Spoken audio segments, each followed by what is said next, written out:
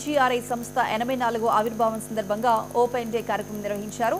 కేంద్ర ప్రభుత్వం ఆధ్వర్యంలో నిర్వహించే తమ సంస్థ చేసే పరిశోధనలు, ప్రజలకు అవసరమయ్యే సమాచారం ఇవ్వడం కోసం దాదాపు 5,000 మంది స్టూడెంట్స్తో తాము interact అవుతున్నామన్నారు.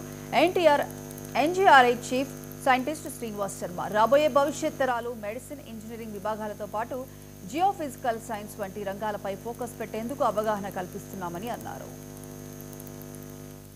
Srinivas Sharma, my colleague Dr. Vasanti, we are from NGRI, National Geophysical Research Institute, భూభౌతిక అనుసంధాన సంస్థ.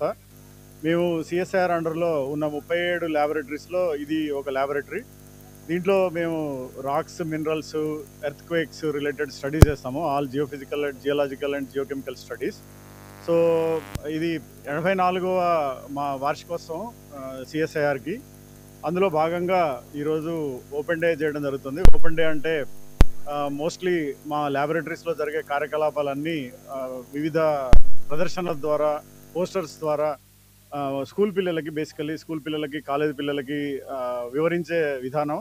మొత్తం మా దగ్గర జరుగుతున్న పరిశోధనలన్నీ గవర్నమెంట్ ఫండింగ్తో జరుగుతున్నాయి కాబట్టి ఇక్కడ జరుగుతున్న రీసెర్చ్ అప్డేటెడ్గా మన ప్రజలకి అందజేయాలని, మన ఇక్కడ జరుగుతున్న రీసెర్చ్ గురించి, మేము చేస్తున్న స్టడీస్ గురించి అందరికీ తెలియజేయడం కోసం జరిగే కార్యక్రమం ఇది. బేసికల్లీ ఏంటంటే స్కూల్ పిల్లలు, కాలేజీ పిల్లల్ని ఈ సైన్స్ వైపు అట్రాక్ట్ చేయడం కోసం చేస్తున్న కార్యక్రమం.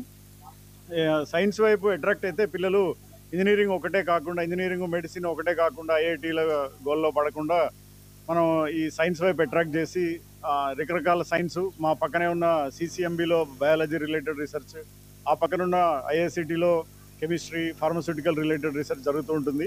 మా దగ్గర ఏమో భూమికి సంబంధించిన రీసెర్చ్, ఎర్త్ క్వేక్స్ ఎక్కడొస్తాయి, ఏంటి పొటెన్షియల్, ఎక్కడెక్కడ వచ్చే జోన్స్, సెస్మిక్ జోన్స్ అని డివైడ్ చేస్తున్నారు. అట్లాగే గ్రావిటీ,